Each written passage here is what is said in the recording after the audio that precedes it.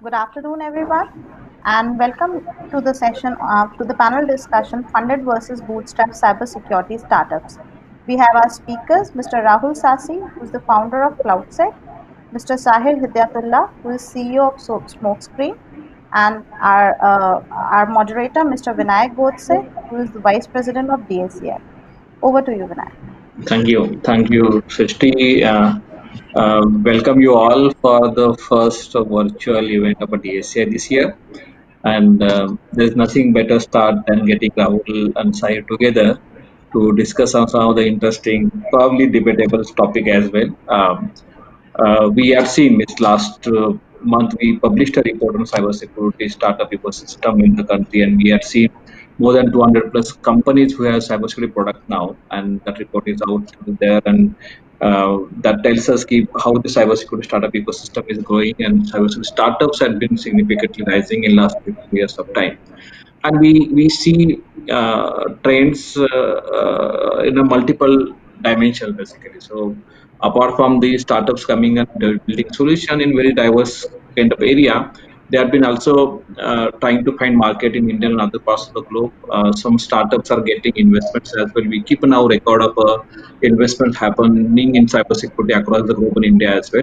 And in last 7-8 months time, where we had seen this pandemic period, we still had seen the significant level of investment coming to cybersecurity startups. So, but and then that creates a kind of good momentum. So there are many organizations which definitely flourish because of this kind of investment coming in. But there are other views in terms of whether we should be taking investment or not, or which is the best way. Maybe whether we bootstrap your startup, or whether you should start taking the funding. So there are a lot of views and counter views in each of those domains, basically. And in this discussion with Sahir and Rahul, probably they represent both the dilemma here very well. So. Smokescreen, as I know of, is a more bootstrap company, and Rahul Sasi, the CloudSec, as I know of, is a very well positioned company getting good response from the investor. So this debate and this discussion that we will like to have with them is to see from the perspective, their individual perspective, and see what works and what doesn't work. And even in individual cases, like for example, bootstrap and funded company cases, which is a which are those best practices, which are those learning from both of them. So we try to unveil some of those learning from both of them as well. So let me start this discussion by taking first initial view of Sahir. Sahir, this funded versus bootstrap cybersecurity startup, and this is more like a pre-reading discussion, but a debate as well. So would like to hear your initial views, and probably then with those views, I'll come back to Rahul, and sometimes we like to counter each other as well. Well, thanks for having me, Vinayak. And this is a topic that I'm glad you brought up because it's very key, especially among the founder ecosystem that DSCI engages with. It's a topic that Rahul and I debate quite furiously from time to time privately. So hopefully our public conversations will be helpful. I think typically there's a false dichotomy between what is possible bootstrapped and what is possible funded. Neither model is right or wrong.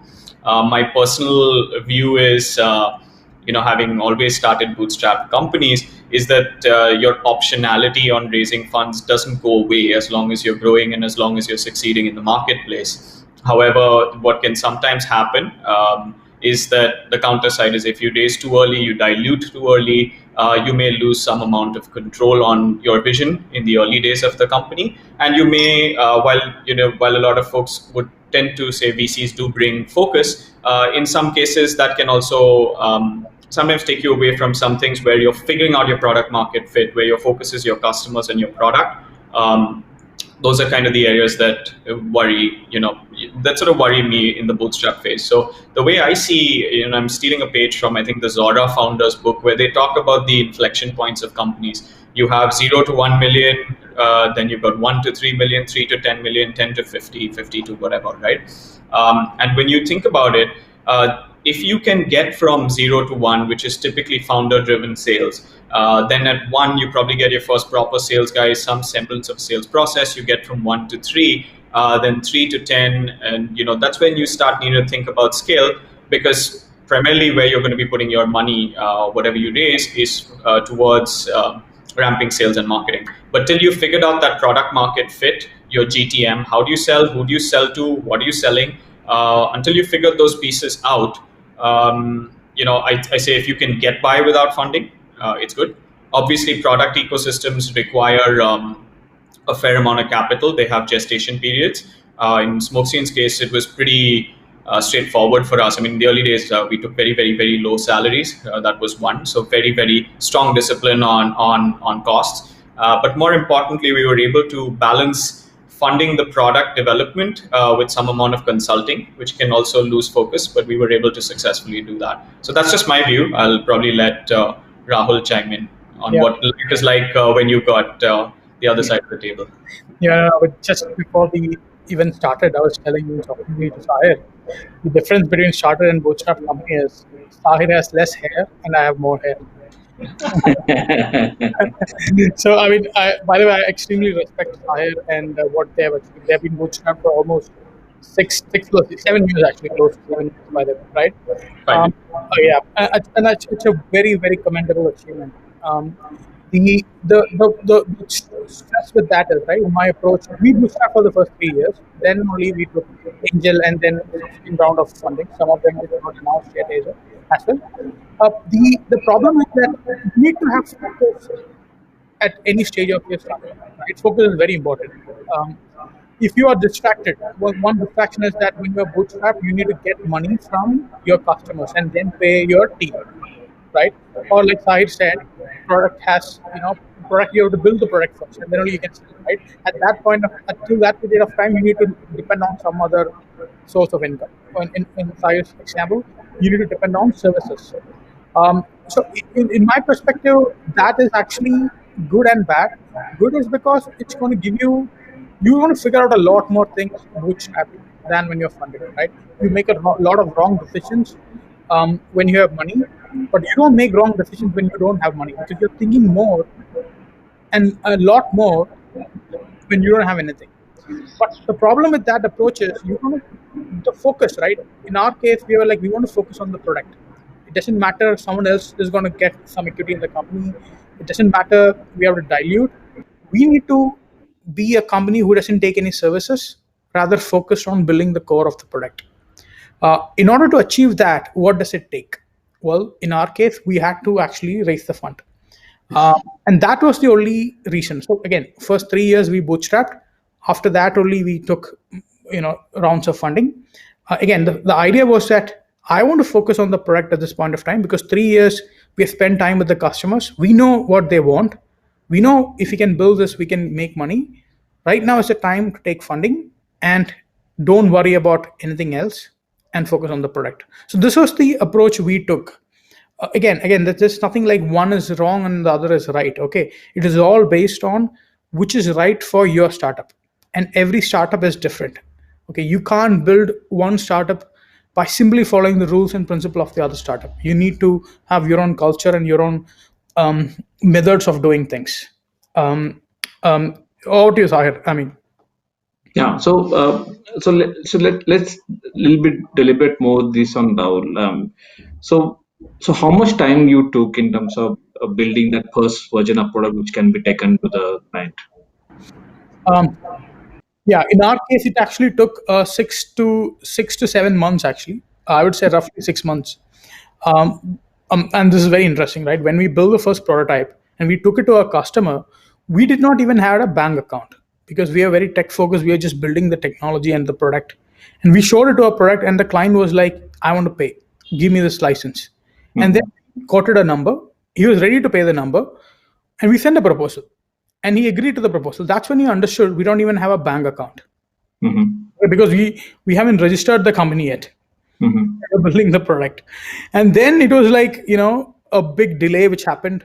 Register the company, get a bank account, and all those formalities.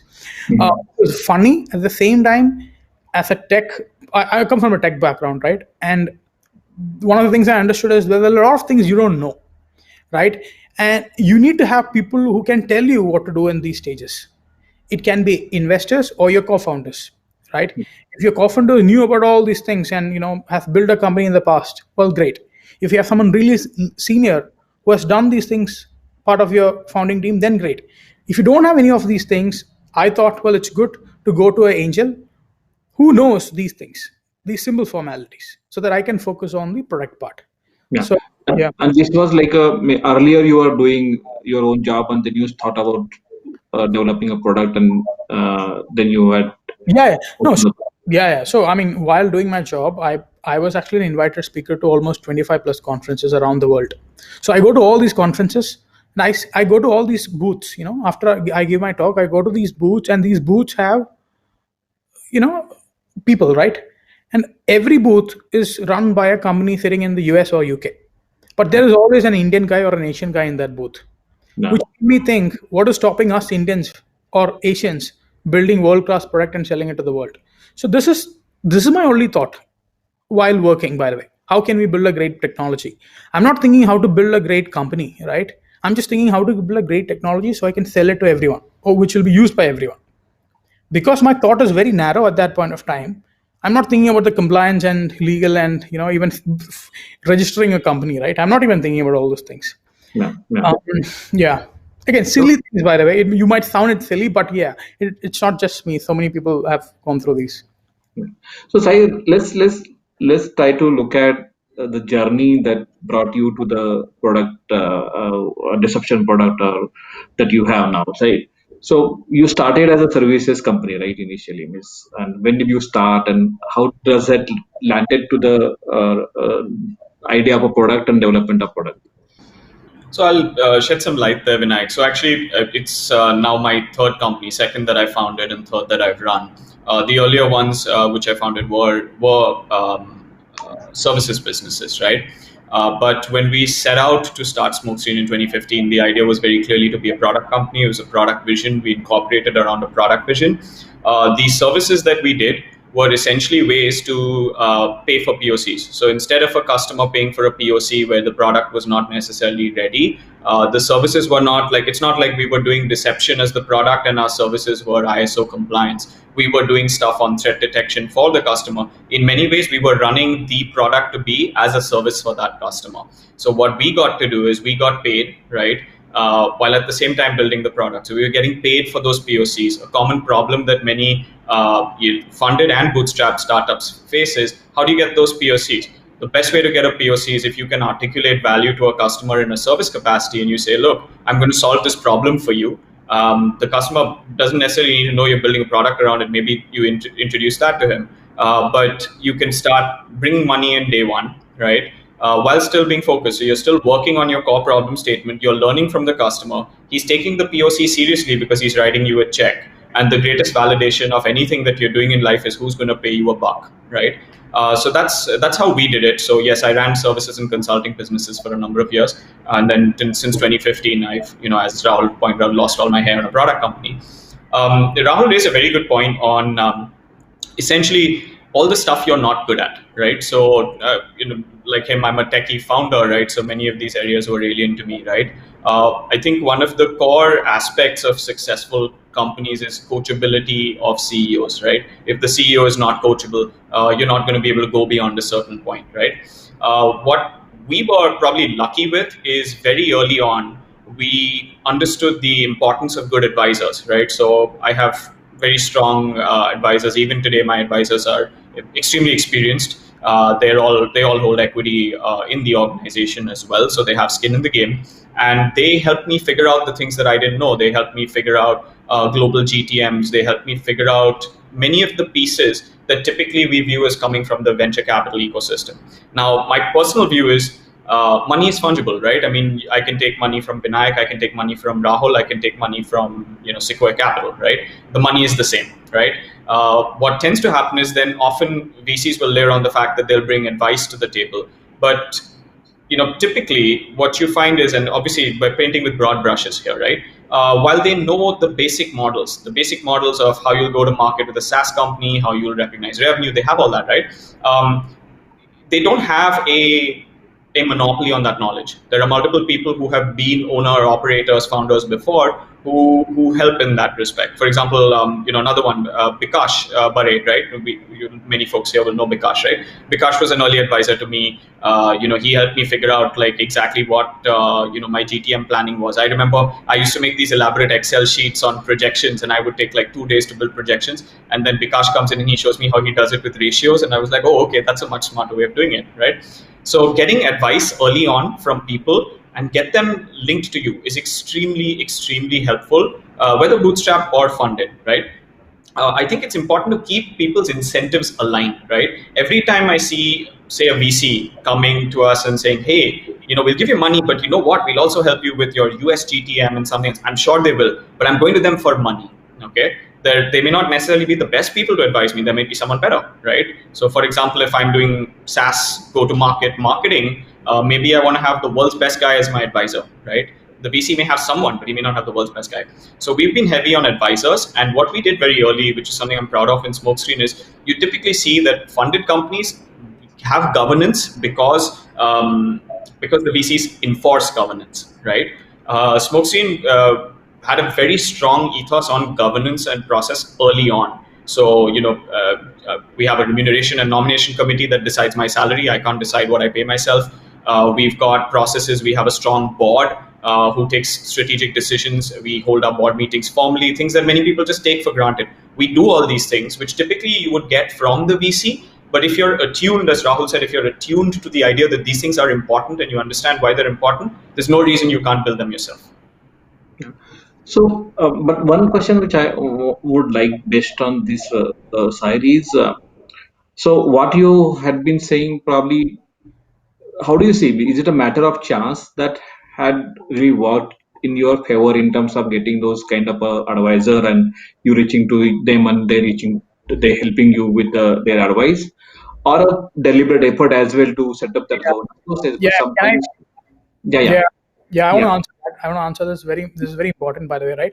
Like the list of things Sahir just listed out, right?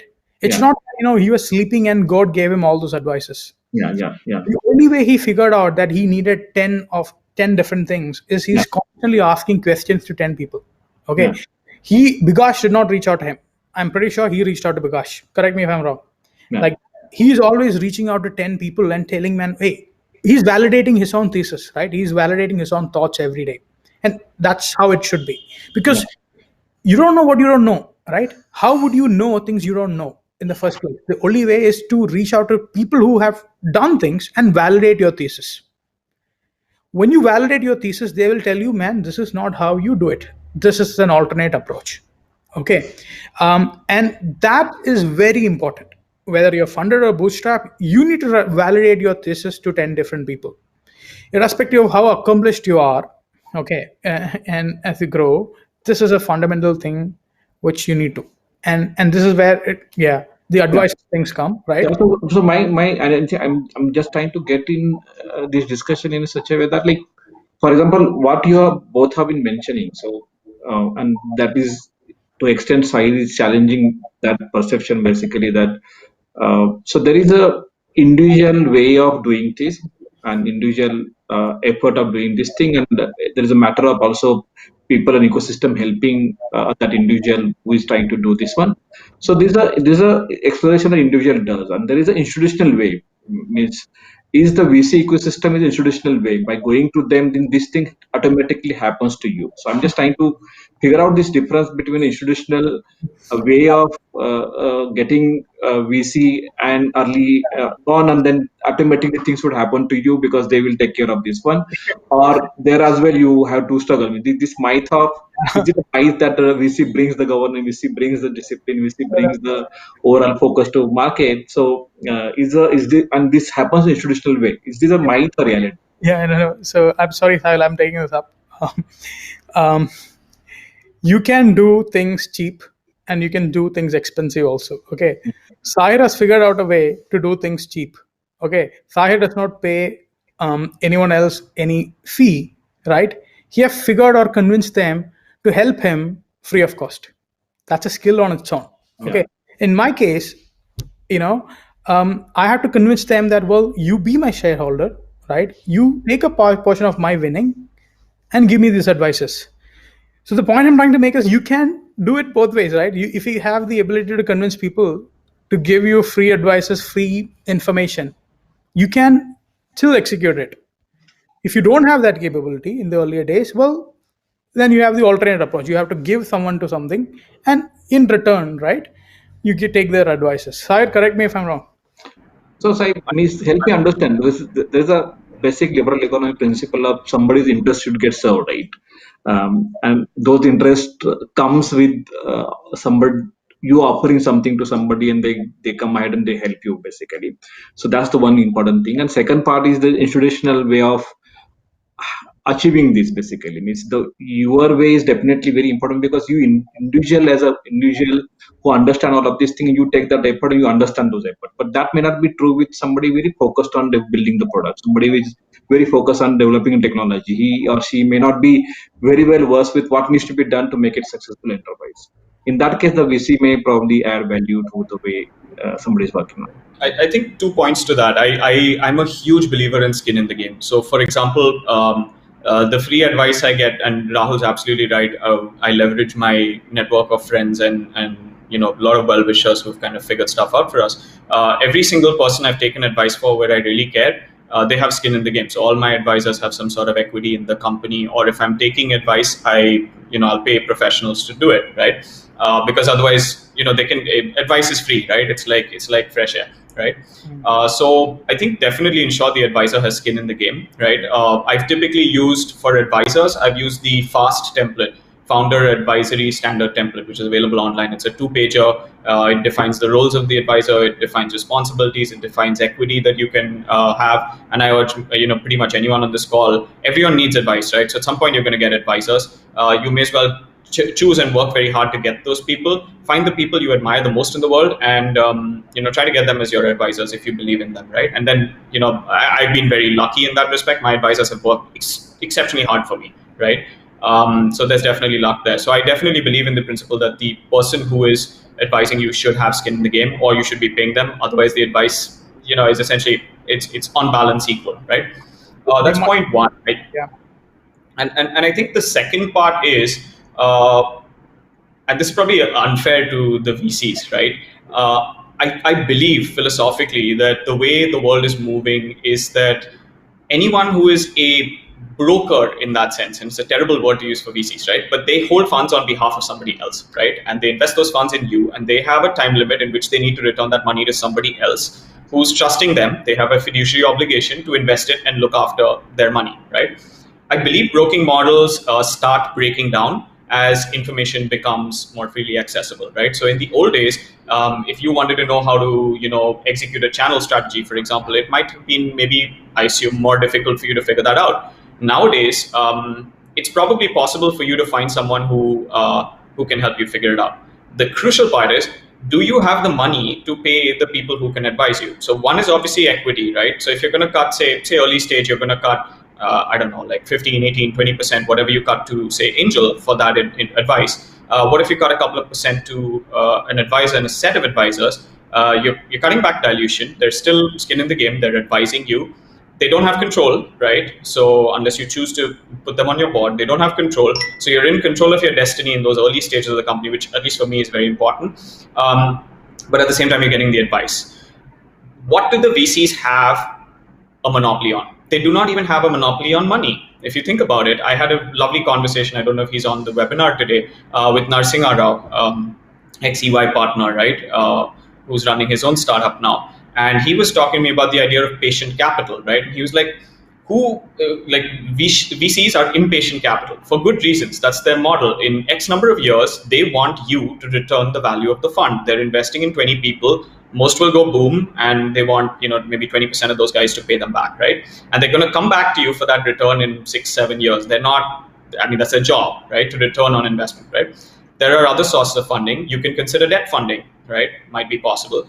You can consider family offices, which operate like VCs, but might be more patient capital. You can consider tech OEMs, right, who do invest, right, and they invest, but probably they have more strategic interest in that particular space rather than the financial return. So, for example, like if you go talk to, say, someone at Cisco, Cisco has an investment arm. Cisco's goal is not the financial return. Obviously, that's a secondary obligation. But their goal is, this is a space we want to be in, and we would like to back a company there. So they don't have a monopoly on advice. They don't have a monopoly on strategy. They don't have a monopoly on money, right? But once you marry them, they have a set of affirmative rights on your company, which don't necessarily preclude you, but you can't necessarily do certain things without the VC's say. Like, you can't decide if you're funded, you can't just decide, okay, you know what, I want to sell the company tomorrow, right? The VC may not be happy with the valuation, etc. So when you start viewing what they have as monopolies, I think the ecosystem needs to rebalance in favor of creators, because we are the ones that drive what they invest in. The thing that I hated, I've taken numerous VC conversations. Lots of them are my friends. Even today, we don't preclude ourselves from raising money. We might raise money whenever, next year, right? I would get this standard opening statement, which was, so tell me about your startup, right? By some junior guy who's probably just got his MBA, never run a company in his life. And I find the statement somewhat derogatory. Tell me about your startup makes it sound like a little science project that I'm doing. No, why don't you tell me about you first? Tell me what your fund can bring to the table. Now, that's obviously your conviction. But I keep seeing founders running, and certainly not Rahul for sure, right? I know how Rahul operates, right? But I see so many, like, it's a great business model where you can get a bunch of investors in a room and potential entrepreneurs, and you see them all going, investors, oh, there's an investor, let me go and see if I can get money out of him, right? And I just feel like, why should that power equation be so unbalanced just because they have what? Money? So do a lot of other people. Advice? So do a lot of other people, right? So you see my point. It's a bit of a rant, and obviously it's probably ensures Smokesin will not get funded for the next 5 years. But that's how I view it. Yeah. So Rahul, so I think he listed down almost 6-7 key challenges, and more importantly, focusing on by monopolizing, when we allowing them to monopolize, one is the funding, other is the your direction, third is basically your vision, and more importantly, where you operate as well, right? So how do you see these challenges in a funding ecosystem, in the startup, which is basically funded startup from the beginning, right from the pre-series A to the latter stage as well? Yeah, absolutely.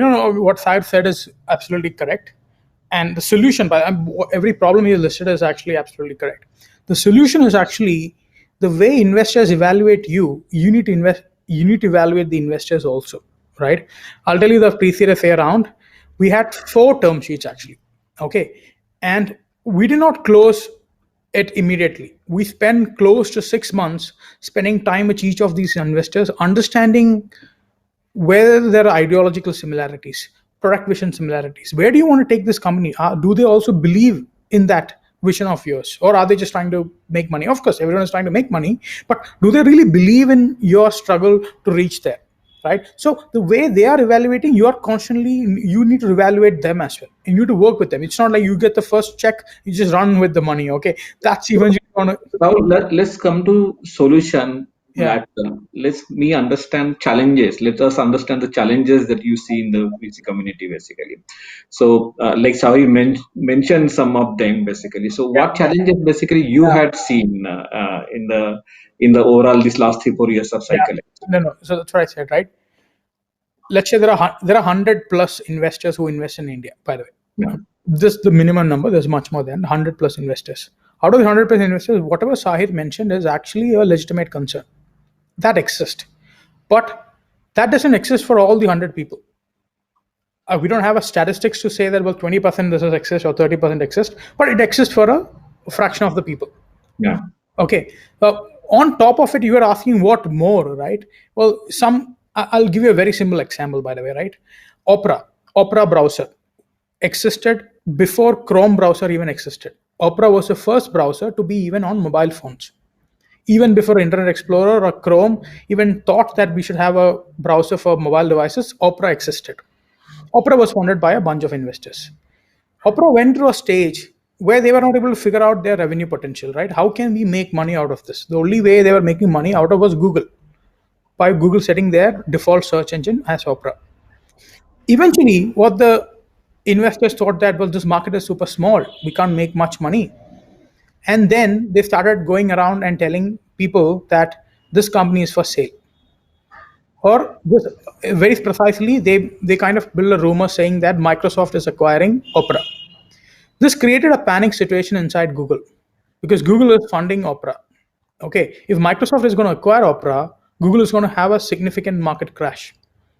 What this created a panic inside Google, and they started building their own browser. Up till then, they were not even thinking about that. Okay, and now Chrome has 76-80% of market capitalization. Opera kind of vanished. The point I'm trying to make is you need to have investors who strongly believe in you and your vision as much as you do. Okay, the potential of Opera was he could have been in every phone, every mobile devices, every desktop as the default engine, and every advertising company would be fighting the amount which Google pays Firefox is close to $10 billion. Safari actually. Safari is $10 billion, right? So they could have made that money, right? But the people only maybe the founders believe in it. The investors did not believe in it, and it had the consequences. So that's what I said, right? Whatever Syed said is actually correct, and this is why you need to spend time evaluating them, trying to make sure they believe in this and the vision as much as you do. But do you have, when the funding, especially in the context of deep technology area, the cybersecurity, do you have choice of evaluating the VCs and selecting your own VC? I think sometimes some people are just thriving to get at least first meeting with a VC. So do you have that choice in deep technology area? No. Focus on your customers, your team, and revenue. Investors will chase you. Okay, that's fundamental thing. Don't chase investors because there are funds who have capital and they need. Okay, think of funds as people who has money and they need to put this money somewhere. If they don't put this money somewhere, they will lose all that money. Okay, so they are also in a stage where they need to figure out ways to deploy the best and efficient ways to deploy. They are actually looking out for you, not the other way. Okay, so understand that. And again, like I said, 100+ investors just investing in India. That's Series A investors. Pre-Series A investors is even more than that. Okay, so there is enough and more for you to evaluate. But if you don't focus on your customers and your team, then you will be struggling to find even 2 people of that 100 people investors. That's what many people make a mistake. Yeah. So, Sai, let's also deliberate and reflect on the challenges of a bootstrap, right? So, you must have gone encounter a situation where you would have thought, maybe if I would have been investment, probably this could have been really easy for me to work on. Basically, you talked about like this product development that you have initial phases. You had very low cost resource, and that's why it was possible for you to build the product. But that luxury may not be with all of us, right? Means people working in Bangalore, working in Mumbai, and nowadays especially getting those low cost resources is also not very easy. So some of those challenges, if you can list down, which could have really thought or led you to think about, okay, I could have also gone for the investment, or probably you may also think about investment in the future. I think so. The obvious one is: do you have money to do things that you want to do? Do you need to? I mean, one is whenever you have money, there's always something that you need to spend more money on, right? Like Rahul also today will probably think of, if I had more money, I could do more faster, right? So that obviously becomes a concern. So you sort of wonder about, can I hire this person? Can I do this? You start, sometimes you second guess decisions that you're making, right? So a great example is that we were an early Gartner client, right? And we bit the bullet on that when we practically didn't have much money, right? For a VC back firm, being a Gartner customer would have just, been a default, right? So those are things that you do worry about. I think what's really important is, frankly, if you can't get enough traction to pay the bills, right? life is going to be difficult for you anyway, even if someone gives you money, right? Because at some point, you're going to want that company to sort of run with some sort of cash flow efficiency. We've been cash positive since inception, profitable for almost every year since inception. But in many ways, I guess maybe we were lucky. We focused heavily on finding the initial dollars as validation of product and technology. So we hit like the 1 million revenue mark fast enough. And once you hit that, you have enough to pay your bills and to pay for good talent. And Smokescreen is well known for paying for good talent. But yes, definitely it took time. We had a few hacks. So one was we looked at everything as elastic. So we didn't invest in an office. We took a co-working space because we knew that if for some reason we didn't have money, we could cut back on that. Even today, we still maintain our co-working space. And when COVID hit, I cut back from whatever 35 seats to like half or something like that, right? So we're very sort of cognizant of where challenges are on things that are capital heavy. When we find somebody that we really like, who we want to hire, we try to hire them. We try to find the money to hire them. And if you can't find the money to hire them, there's always equity, right? I mean, so take, for example, my CTO. Initially, I worked with him for a number of years, right? He was running his own startup. I wanted to poach him and bring him over to Smokescreen. And so initially he was like, no, I'm not sure. And I didn't have enough money. I had 15 lakhs in the bank, okay? And he said, okay, I'll build out I had built a really crappy POC version with Ravi. And he said, okay, I'll build the better version of the product, right? So he said, pay me 15 lakhs for the year and I'll build it out for you as a consultant. So we paid him 15 lakhs and then we were essentially broke. So that was not a good time. But in parallel, we were working so hard on the sales that by the end of that year, we never missed that. And what I did then is I put equity on the table for him. And he's been with us since day one. He's one of the largest shareholders of the company today. So there are ways to solve. But in terms of challenges, yes, money. And money is going to be a consistent challenge. Even now, we have money, right? I often get people people use this as a metric as, can this company pay, right? There are even organizations who are like, I was talking to someone who will remain nameless, a PR firm, and they were like, oh, you know what, our proposal is going to be $500,000 and, you're a bootstrap company, you're not a funded company. And I'm sitting there thinking like, I could have paid you double that if I wanted to, right? But it's a really silly metric, right? That companies can't afford things. In the early days, yes. We also did things where we never paid. Initially, all our salaries were the same, okay? Every single person, myself, Ravi, everybody, right? And then as we grew, I never paid myself more than the highest paid person in the company, right? I stole this from, I think, Elon Musk. So those things help keep costs down. If you have founders who say, you know what, I want to take home $1 crore a year, then obviously you're not going to have money to pay for people in your early days. But you're hopefully not doing it for that, that huge salary. People should be comfortable. People should get paid on time. And in 5 years, coming up to 6 years, we've paid people every day on time, which we're proud of. But the crucial thing is you need to find the dollars of revenue first, right? If you can't find those, then you don't have an option. If you don't say you say, I'm going to take 12 months to get a market and sell, and you don't have 12 months of runway in the bank, you have to raise money. The question is, do you have to raise it from VC? Like, why is it always between VC or no VC? There are multiple ways. There's SIDBI has loans. The government of India has stuff. There's TDB, right? I mean, Vinayak, you introduced me to TDB, right, as a concept, right? So there are multiple avenues, right? If I urge many founders to think about VC as not the only opportunity, the only option, right? It's probably the best option, but there are others. And you have to know what you're getting into. Read a book called Venture Capital for the Serious Entrepreneur. It was an eye-opening book for me because I realized I didn't know anything about venture capital. I thought they just gave you money and you make a snazzy presentation and one day, you pay them back. But no, do you know about liquidity preference? Do you know about stacking? Do you know about convertibles? Do you know about all those things? Because those things are going to probably screw you at some point if you don't know what they are, right? Okay. Rahul is smiling. Okay. So we'll ask him why in a few minutes, right? But if you don't know those things, then you're not going in, you need to have your eyes open. And another book which I read, which was very interesting, there's a movement in the startup world around the globe called early exits, where they're basically saying it's possible for people, a group of people who are smart technologists, to build significant value in terms of technology. And then most likely, in any case, that you're going to be acquired at some point, right? Most of all of us are tech acquisitions. Some of us will be IPOs, who know, right? But mostly it's acquisition. So imagine you build a company and you get a 20 million exit, okay, without funding, okay? that's going to be a significant life-changing amount of money to the founding team, right? Now, the general principle, that's called an early exit, and it's supposedly frowned on. Like, why should you do this? Well, I want to do that because I want to make my core team millionaires, right? For example, right? The other approach is, okay, you raise money, and you know what? You'll sell one day for 200 million.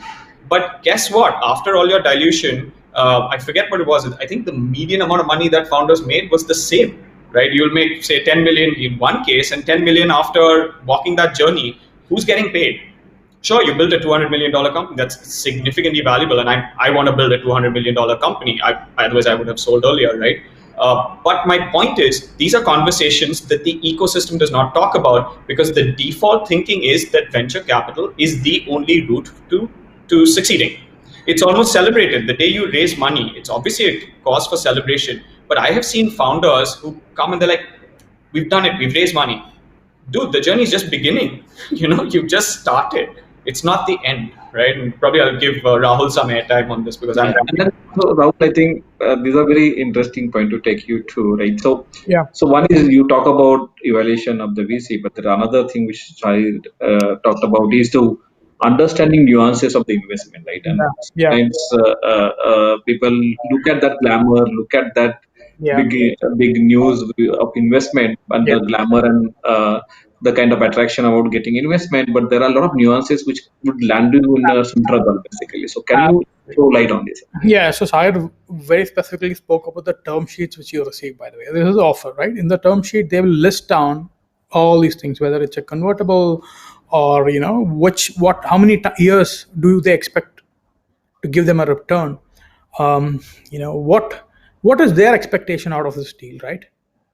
They list them down, right?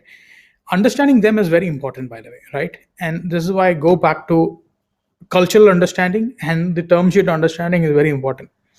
If you don't have both cultural and term sheet understanding, you will end up fighting a battle which you never want in the first place. Now, with all these things said, the idea is that, well, it's not. See, why do you need capital? You need capital to move fast. Every startup is evaluated based on one metrics: growth. Are you growing enough? Okay, what percentage are you growing? Whether it's customers, customer satisfaction, or revenue, right? Well, you can't evaluate on any other metrics a startup. Well, startup means growth, simple.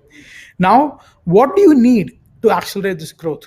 Well, again, it's a choice. There's nothing like, well, this is the smartest way or this is the worst way. Okay, as a founder, you need to decide what is the growth you expect from your startup, and you have to make decisions based on that expectation which you set. I want to grow 200% every year. I want to grow 10x every year. I want to grow 4x that year.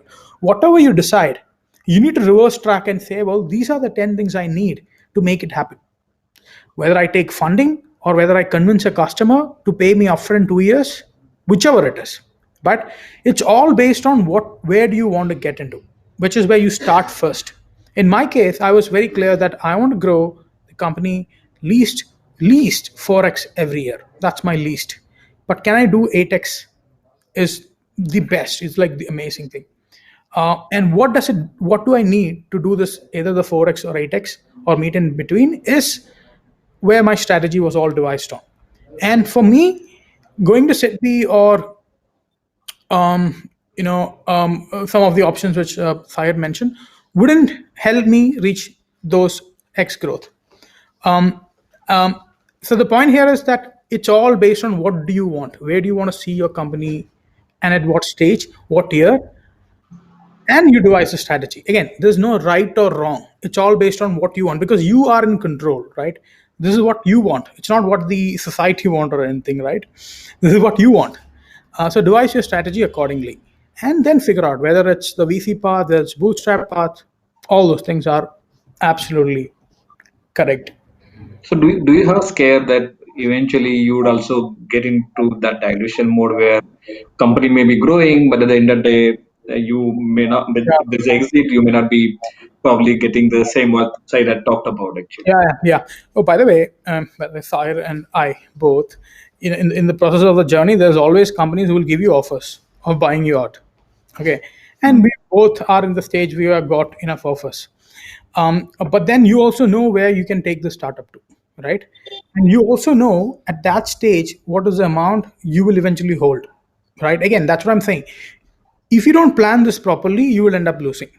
But you know that after 2 years, I can get it to this revenue, which means all the previous offers I got was 10x my revenue or to 5x my revenue, 6x my revenue, which means if I can take it to this revenue, this is the valuation I will get, and this is the returns I will get because this is the percentage of equity I would have. This calculation you need to write it down on a pen and a paper. If you don't do this calculation, well, what Sahir just predicted will happen. No. And it happens to people who doesn't do that calculation. Very simple. Who are just like, well, take the money and run away. Okay, there's no calculation, no math. We don't even know whether we will hit that mark or not. There's no reverse tracking done. But if you do it right, yeah, then you know, well, you might be getting 10x, 1x more than what you would have got if you would have bootstrapped. So that calculation is there. Yeah. So the people here joining us today, please keep throwing your questions as well, because I will need those questions to ask these two gentlemen as many as questions as I can. So please use a chat if you want to really come to the discussion. Raise your hand. I can get you on the discussion. You can put your questions on a question tab as well. So please keep doing that so that we can have multiple diverse points to come for the discussion in this particular discussion. So Sahil, one, and this is question for both of you basically.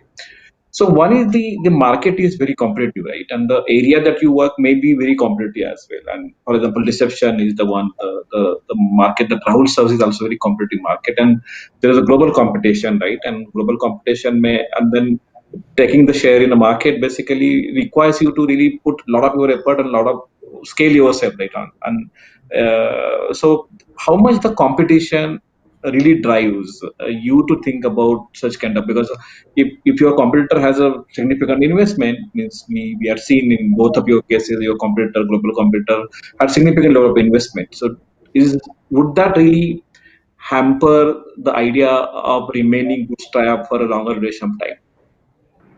I think I can try this one. So my nearest competitor has probably $60 million of funding. I wouldn't like to be them because at this point, I don't know. I mean, what sort of returns they're guaranteeing their VCs, right? Probably they have a harder time than me. I think what's really important is if the product is competitive, the technology is competitive, can you get into those conversations, right? What they can buy is they can buy branding, they can buy sales, they can buy marketing scale, right?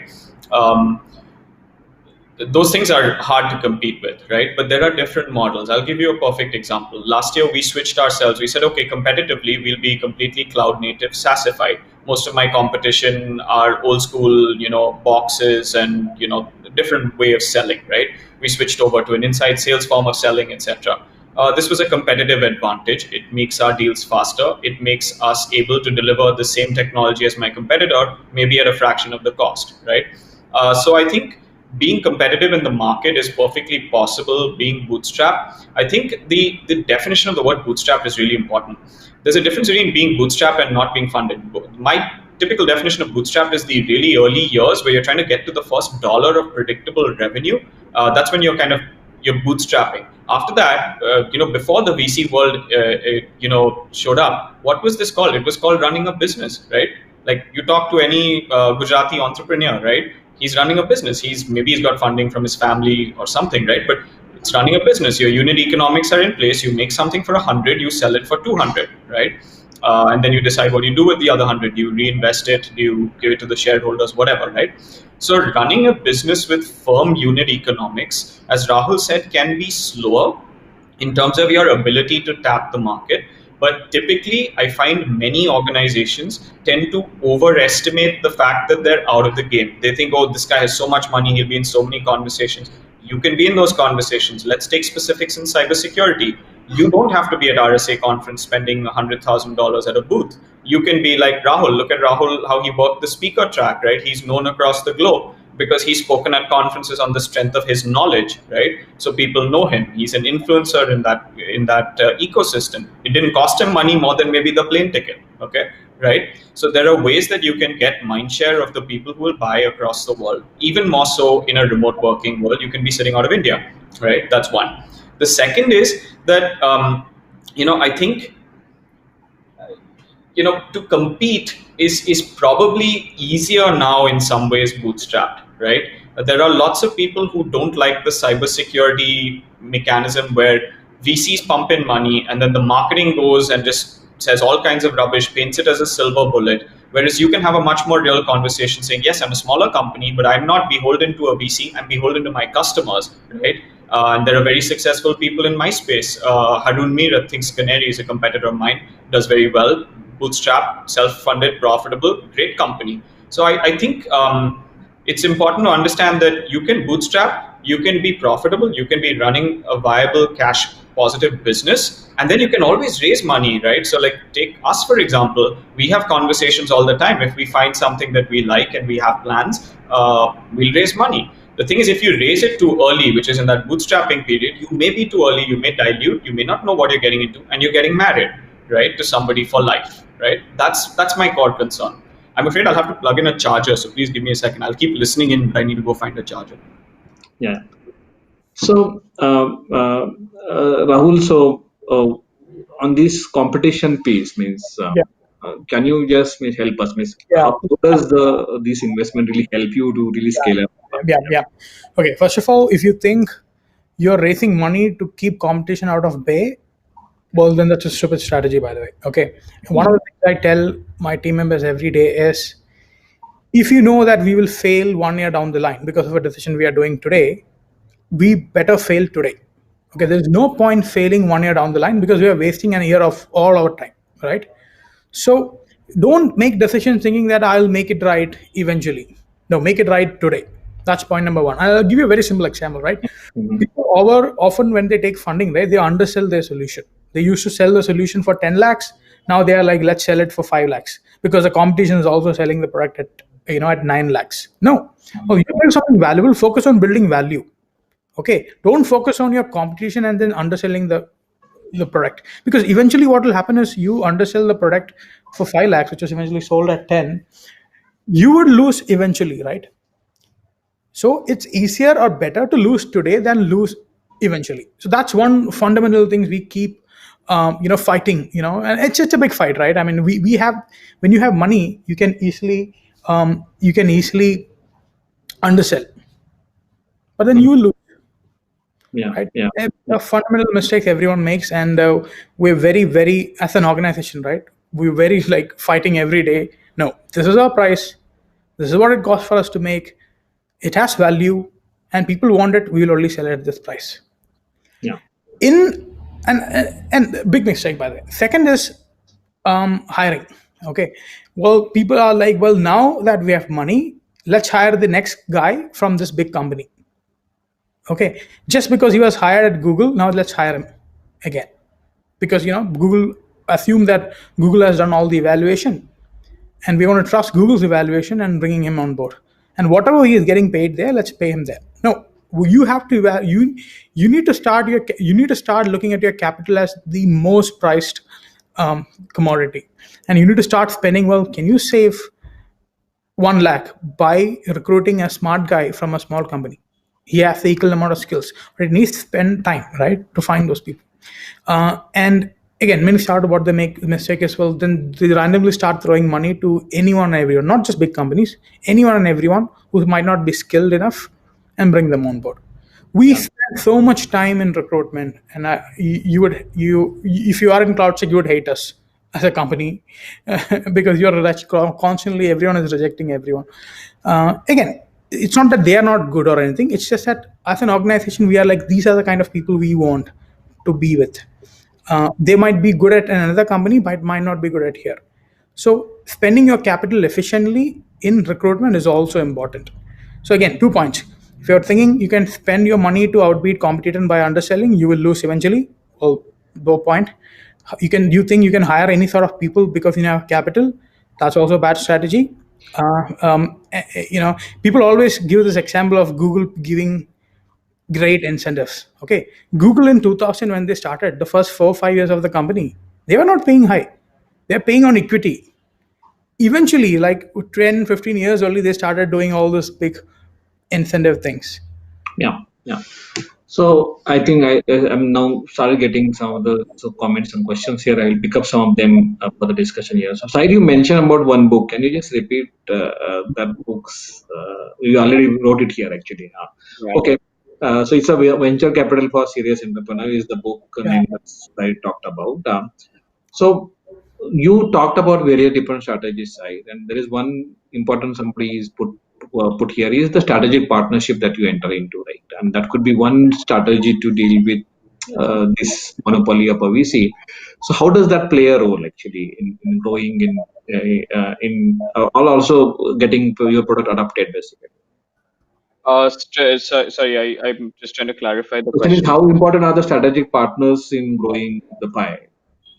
This is a good question. So, I mean, if you look at partnerships, typically bootstrap companies underinvest in partnerships early on, right? Whereas funded companies tend to put more focus on it, right? Often the CEO has more time and mind share to meet people where there's no immediate return. When you're chasing that dollar, you're not thinking about, is this guy going to be helpful to me 2 years later, right? So it was a mistake that I also made early on, right? We should have put in place more sort of strategic partnerships and alignment, right? But I think it's extremely important, as Rahul said, if you have that plan as to what you want to achieve, and sometimes you can't, no one has a crystal ball. You don't know where you'll be in 10 years, right? But you probably know where you want to be next year. What do you need to solve for next year? What do you need to solve for the next 3 years at max, maybe, right? I think everything that people put on a spreadsheet after 3 years is completely made up, right? Nobody knows after 3 years, right? So, if you know that yes, by next year I want to be doing X, okay, who do I need? External, internal, what do I need to learn to do that? um, you should be able to do that. I have a great example of another cybersecurity entrepreneur. I won't name him, right?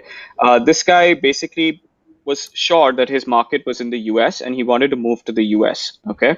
So he went to high paid immigration attorneys and they told him it's impossible with whatever are your papers, you'll never get into the US. You know what this guy did? He's a well known figure in our industry, right? He actually went and studied the US immigration law for 1 month. Okay. And he wrote his own immigration application, which is crazy.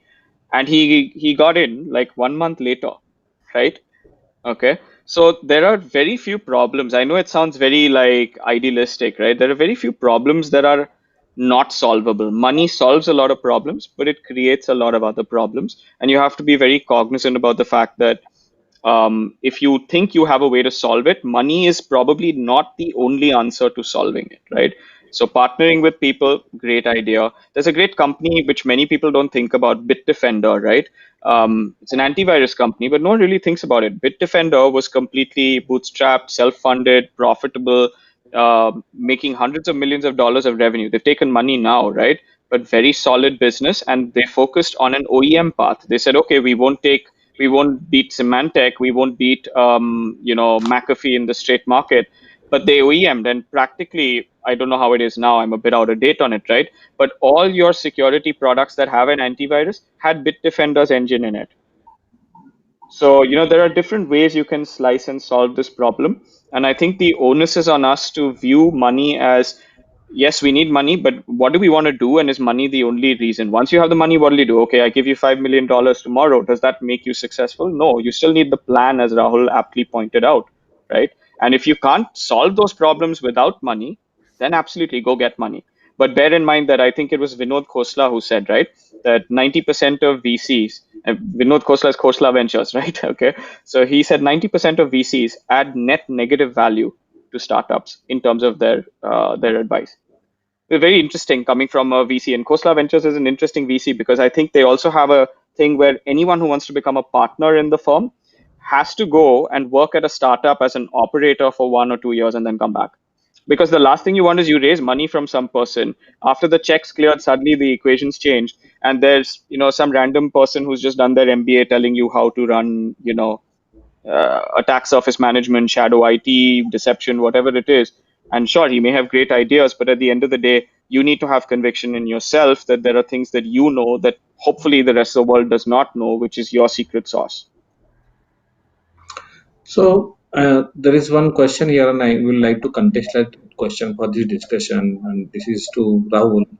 So many VCs are also focused on technology, right? And they try to. I mean, in fact, there was one VC we work with, and they had created their own cyber thesis report. And they had declared their strategy to invest, and they talked about the technology that they would like to pick up, and blockchain could be one of the technology. So, working on a particular technology, does it really help you to improve the prospect of investment? No, no, absolutely no. There's a question also, Yeah, on yeah. that in the I chat. picked up that question actually. I Yeah, picked yeah. up. No, no. So, if you are picking up random buzzwords from the internet and then trying to build a solution out of it, that will fail. Okay. You need to pick problems. You need to put problem statements and figure out what is the best solution, technology solution to this problem. Whether it's blockchain, whether it's machine learning, whether it's a rope and glue. Okay. Whatever it is, right? You are to think, find the best solution to a problem. Many times what is happening is people are trying to put random technology in random places. It doesn't even make sense in the first place, and that is, they think that that will attract investors. Okay, first of all, these attract investors are not stupid, by the way. I don't know if there are any stupid people exist, but at least the ones I have seen, they don't. So you have to understand, they are also getting thousands of presentations, investment presentations, right, from these startups. Everyone will be putting an AI and machine learning, or everyone will be putting a blockchain. How do you differentiate what is the right and good? Is they also have to have this, you know, thesis that, well, this problem statement works wonderfully well with blockchain. Okay, in cybersecurity, there are few places only blockchain makes any sense. Majority of the use cases which I've heard doesn't make any sense at all. They're just trying to stick two things together, machine learning and blockchain together, so that they think they'll get funding. No, that doesn't work at all. So first, understand your problem statement. Think what is the best way to solve it, scalable way to solve it, which we can make it reach millions of people, thousands of users. It doesn't even need to be machine learning and blockchain. That's what I'm saying. It can even be a simple line of program. But the scalability, effectiveness, and all, whatever it takes, that's what you should be building. So this is a fundamental thing. So there's one interesting question somebody has asked for the governance, and let me take that in a way that um, so VC's role in improving the governance of the organization now. So do you see the VC contribute significantly to improve the governance, and how, if at all, that is true? Yeah, some VCs are, by the way. I think I know some of the VCs whom we are referring to. There are organizations and VC who are actively working with these regulators and trying to formulate, you know, um, re- um, rules and laws which will favor these startups. It can be their investments or in general any portfolios. There are investors like that, not a majority, a small fraction of them. um, and working with them is amazing, by the way, because they can give you that regulatory connects as well, and directions as well. And then one of the things with the regulatory is, one of the modules which we have is regulated by RBI. RBI said that every bank should have this, and that has driven a lot of sales for us, right? So similar, more regulatory things, if you can influence, well, it's great, but it's a long process. It's not a short process. It doesn't like happen in a year. I don't think so. It takes more than a year to formulate these things and make it in advantage to your organization. I think I read the question a bit differently in terms of, does the VC drive corporate governance? I might have misread it, right? Oh, Yeah. But I probably couldn't answer that, because I think it does. I think what it drives is, it's always good for the CEO to have somebody driving governance, right? Who are you accountable to as the CEO, right? So your answer is, it doesn't have to be the VC. It can be the board, which is what I was writing in the chat. Have a Yeah. board of people, a board of directors who genuinely will look out for the well-being of the company. And I posted this in the chat. I think about my board of directors as people who will be valuable to the company if I'm not the CEO, right? At some point, it's possible in the future of the company you won't be the CEO. Maybe the board decides to fire me, right? Maybe the VC decides to fire the CEO. It's perfectly possible. Or you move on, right? It happens, right? At that point, your board of directors have to be people who have understood the business and are ensuring that there is the right amount of diligence, governance, and appropriate direction being taken. The reason that you have a board of directors is precisely for that. So most of us, when we start companies, we don't think about who our board will be, myself included, right? I didn't think about it early on. It's not like I started and did that, right? But I came to understand the importance of young companies having a very strong board who can push back on the CEO, who can push back on the sales heads, the projections. This can come from the VC, right? And I think they bring that diligence because you have to give them metrics, say, every month or every quarter. Well, you have a board meeting every month, right? So if you have a board meeting every month and you present those metrics and you present your plan and what you're doing and where your troubles are, you will get the same kind of governance coming into the organization. And I think, one of Rahul touched on hiring. One of the things that people who join young companies probably worry about is this just being run by this one or two crazy guys, okay, who are figuring things out as they go along, right?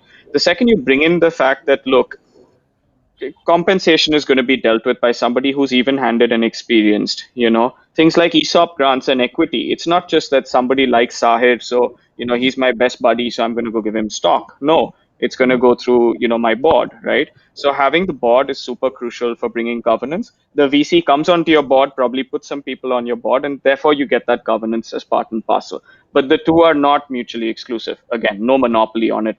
But Sahil means just for a contrarian view. So your board could be very helpful for you, but their interest in financial matters may not be too much involved if suppose they are not financially involved in your company, right?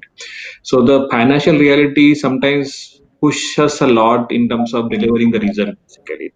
So maybe that part basically the VC could drive much more as compared to a expert in the field which is helping and guiding you, right? I would put it this way, Vinayak, at least maybe I'm lucky with my board, right? But if I was not showing growth and not showing the numbers, my board would sit down and have a conversation with me and say, hey, sir, we think we should fire you. And that's how it should be. Yeah. Because I'm on my board, right? So at some point, say I decide to hire a CEO and I don't want to take an executive role, I should be able to have that conversation. It's the board member is not doing justice if he's not looking at the growth of the company and the financials. Okay. Hey, Okay. I'm sorry, I didn't get the governance questions correctly. I mean, in our case, yes, the board do give directions. Some of the times they do audits as well, right, to make sure, and most of the time it happens when a new round of investments happens, but they do give directions and do help you a lot in those governance part, by the way. Not on a day-to-day basis, by the way. That's what I said, right? When an audit comes, they'll give you directions, or at some cases, they also tell you that there are a bunch of things you might not be doing. It depends on people to people. There's one board member which we have is very gung-ho about these things, and then he Yeah. enforces many of these things. So it depends. So there is one question somebody asked, and I will just trying to put that in the context here on a this innovations happening in cybersecurity. There's so many new technology which is coming in, right? So sometimes the product that you are working on, ideas that you have been working on. So the question is this is largely for the Rahul. This question has been asked is how do you make sure that people will keep invested in you no matter how much is innovation and new startups which are coming in the market actually. You're talking about VCs, right? VCs. The question is particularly the VCs. How would they keep investing on so many new things which is happening? That right. As a startup, your metrics, fundamental metric, only one metric, which is growth. Are you growing in terms of users, either users, customers, or revenue? Right. You can't say, well, I've added 10 different machine learning models, so I'm cool. Right. It's not like that. Well, you need to show growth. You can't be stagnant at a particular state, and then it becomes uninteresting for any VCs. So whatever metrics, again, like I said, metrics to track growth is more users, more customers, more revenue, right? Everything else is to help support these three metrics, and that's what you call a startup. Okay. Okay. So, as we are reaching to the last leg of our discussion today, so for both of you, because you represent the two different ideology at the same time, you understand each ideology much better, others ideology much better. Basically, if you are to really, you must be doing at a open, even one-to-one contact, but you have to really guide each other, right? For example, from the perspective of a funded startups, Rahul, from you to Sahir and from Sahir as a bootstrap, what will be you guiding each other actually? So again, can I go Sahir first? Yeah, yeah. I'm making it harder for you. First of all, right, we do communicate very often, Yeah. and the fundamental thing about starting a company is you should be happy doing what you're doing. Okay, Mm. you can't do this without being happy, and you need to have a bunch of metrics which tracks your happiness. Mhm. Okay, and you're doing every day because it's going to make you happy, irrespective of how difficult it's going to get. You start a company, it's going to be difficult. There's no cakewalk easy way to reach the targets. Super painful. There are days, in the early days, I would have just, the first, I think, second or third year of the company, I would have gone somewhere, cried myself, and then come back, wipe my tears, and then continue with the job. Okay, it's same for everyone. So the fundamental thing is we both understand this particular thing, that we are doing it because it's making us happy. Okay, and we are happy doing it. That's point number one. Now, do I have an advice to Sahir? I don't think I have an advice to Sahir in particular. Again, my advice would be in general. Know what exactly you want. Okay, don't be influenced by the 10 newspaper articles or what 10 other people told you, right? Just because Sahir told you should bootstrap or Rahul told you should raise fund, don't choose that. Have your own vision on what you want with your company. How would you want it to be? Write it down, draw it down, put it down on a pen and paper, right?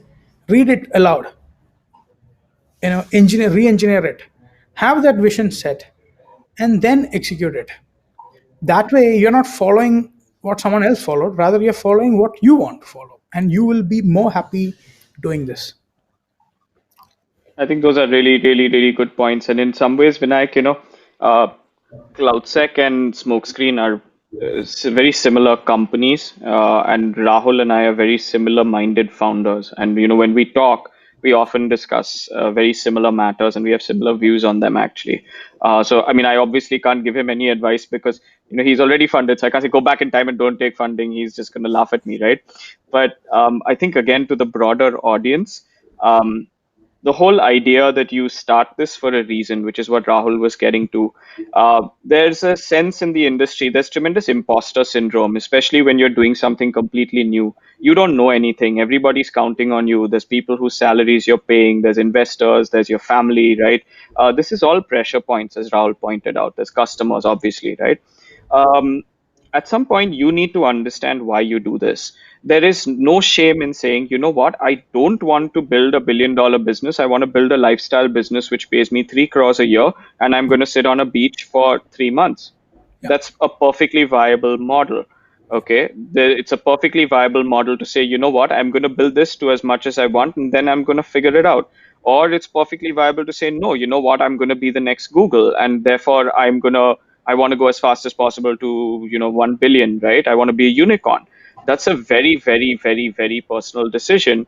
And the only advice I have is, you will often, everyone tells you this steely-eyed entrepreneur who never thinks anything but that one direction. This is all VC crap, right? I feel, right? Okay. I have never met that founder who is so dead sure on what he's doing for the next 10 years of his life, etc., etc., never thought left and right. Such a person does not exist. Okay. So when you are the type of person who thinks in those directions, don't feel bad. We're all the same, right? We all have our motivations. There will be times when your personal desire to continue and get out of bed in the morning just will not exist. Okay, no amount of VC money or bills to pay is going to change that. You've got to decide whether you want to get out of bed in the morning. And that was Rahul's point.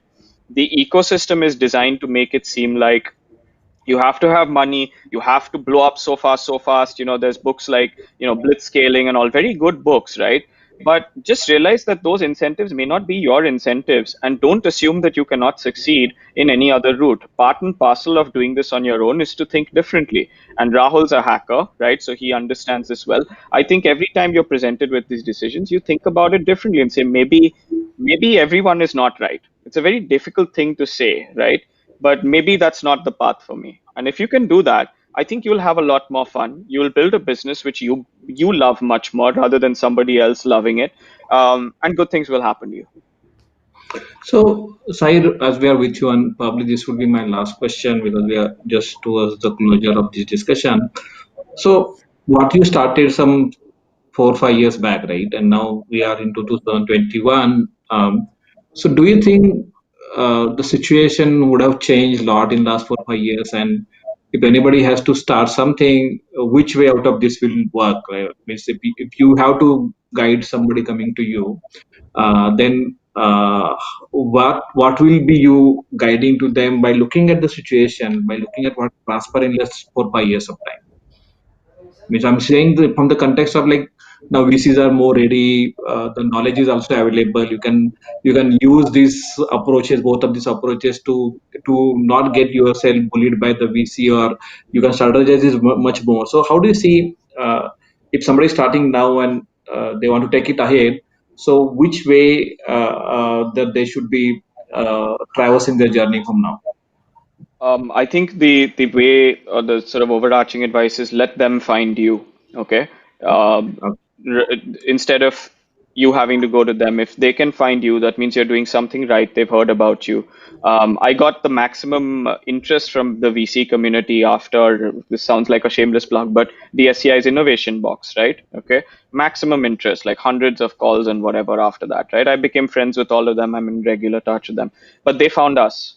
To date, Smokescreen has been lucky. We made only one VC pitch in our life, right? But that requires you to not want to go the path, right? You have to take the path that, look, you can do this without somebody else's capital. If you can, make sure it's just like any good negotiation. You have more leverage than you realize. They need to put that money somewhere. You are the founder, you are the creator of value, and you must realize that and not pay obeisance to the overarching ecosystem's view that they are somehow superior just because they have money. So Rahul, what will be your advice? So I mean, see again, it's a good thing. It's great if they can find you. Okay, there's nothing like that. Then the process itself is faster, right? Now that they know, things can happen within a month. But I would say don't wait for that either. Okay. Again, Sahir is again. You have to understand every startup is different. Sahir's case, this is his strategy. Wait, right till whoever comes. That's in our case. We had incoming leads. At the same time, we have reached out also. We have said hi. We have sent newsletters to hundreds investors saying, well, this is what we have gone from this to this. Blind cold newsletters, right? Some cases we have always reached out to with a pitch via an investment banker. Okay, that has also worked. So and this has really worked well for us, by the way, these two, right? Reaching out cold, reaching out via, I've reached out to investors via LinkedIn, and they've ended up investing within 2 weeks, by the way, because there was a synergy, right? And with all the noise which is happening, expecting they will come on board. Again, if your strategy is to wait, then great. But if you have certain deadlines and you're thinking, well, this is what I need to achieve at this point of time, cold reaching out, or reaching out via investment banker, or reaching out to people, connecting with people on LinkedIn, and then pitching and talking is a good idea as well. Depends on what you want. In our case, this is what we are doing. I think this had been really great conversing both of you, right? So this is the first conversation that I am also hosting today. So thank you, Sai. I thought you would make Rahul and me have a fist fight or something. I was very worried. So I could have done, but I think you both are so knowing each other and so respecting each other's view very well. So even if I would have tried, I wouldn't have succeeded in that. And thanks for bringing that. Means I think the path could be different, but people can respect each other's path, and probably they can appreciate what the value that you have been trying to create. Yeah. Thank you both of you. It's leading example of our security fraternity, basically creating that value system. Fundamental idea is, are you happy? Because the only job in this world is to live, right? 70, 80 years you live happy is the only metrics you need to track. You don't need to influence you do not need to get the respect of your family members, people living around you, or any of those things. Are you happy doing what you're doing? That's the only metrics you need to track fundamentally as a person, by the way. That's what I do. I'm pretty sure Sahir also does. That's because that's where our alignment is, because we are doing it because we like it, nothing else. Yeah. Well said. So thank you both of you. Thank you, Rahul. Thank you, Saeed. Thank you all for asking these great questions. So we'll keep doing such kind of interaction, as somebody has said, hoping to see more such kind of thing coming in future. So with both of you, with other players in the cybersecurity startup ecosystem, we'll keep engaging and interacting with you. Thanks both of you to join us today. And have a very lively discussion today. Bye, guys. Thank you. Thanks Thank for you, having Vinayak. us. Thank you, everyone. Hey, bye, Vinayak. Okay. Bye.